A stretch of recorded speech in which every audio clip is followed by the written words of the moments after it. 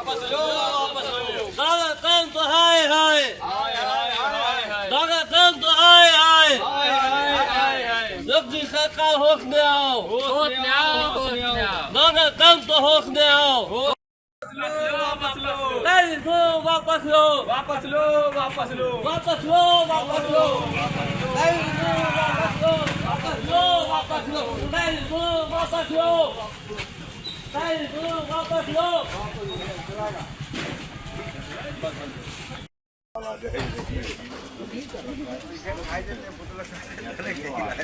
जैसे ट्रंप ने जिस तरह से भारत के ऊपर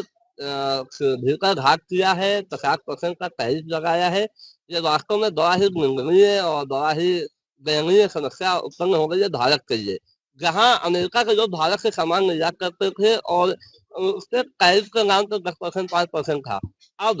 अगर कोई निर्यात करता है भारत की वस्तुओं को तो उसको 50% टैरिफ देना पड़ेगा यानी पूरी तरह से उत्तर प्रदेश में खतरा मंडरा रहा है व्यापार को उद्योगपतियों को और हमारी फैक्ट्रियों को आज हम आपके चैनल के माध्यम से बताना चाहेंगे उन्नाव जनपद में लगभग 200 से 300 फैक्ट्रियां निरंतर काम करती हैं लोगों को रोजगार देने का काम करती हैं हमारे उन्नाव का जो स्तर है वास्तव में बड़ा निम्न स्तर है कम पढ़ा लिखा है वो अपना जीवन यापन करने के लिए फैक्ट्रियों का सहारा लेता है चाहे वो महिला हो चाहे पुरुष हो 18 वर्ष से जितने जो ऊपर लोग हैं तो कहीं ना कहीं फैक्ट्रियों का सहारा लेकर अपना घर परिवार चलाते आए हैं लेकिन ट्रंप के इस वार ने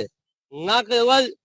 भारत पे उन्नाव जनपद पे जो गहरा असर डाला है और इसका असर अब दिखाई देने लगा है फैक्ट्रियों से कई वर्करों को भगाया जा रहा है काम न होने का ग्राहक दिया जा रहा है फैक्ट्रियों में जो निर्यात की संख्या थी वो कम हो गई है माल धंगा कम हो गया है जिसके चलते आज हम लोगों ने 15,000 से लेकर 2 का जाने का प्रयास किया प्रशासन ने पूरी तरह से ये दर्शा दिया है कि मोदी जी ट्रंप के हितैषी है ट्रंप सरकार के साथ है भारत की उनको परवाह नहीं है भारत के जनप्रतिनिधियों की परवाह नहीं है जनता की परवाह नहीं है और अभी जैसा कि आपने देखा कि हम टुकड़ा लेके जा रहे थे उनको जलाने के लिए लेकिन हमको रोका गया हमारे साथ अदब व्यवहार किया गया प्रशासन पूरी तरह से ट्रंप को बचाने का काम कर रहे हैं उत्तर प्रदेश सरकार हो चाहे देश की सरकार हो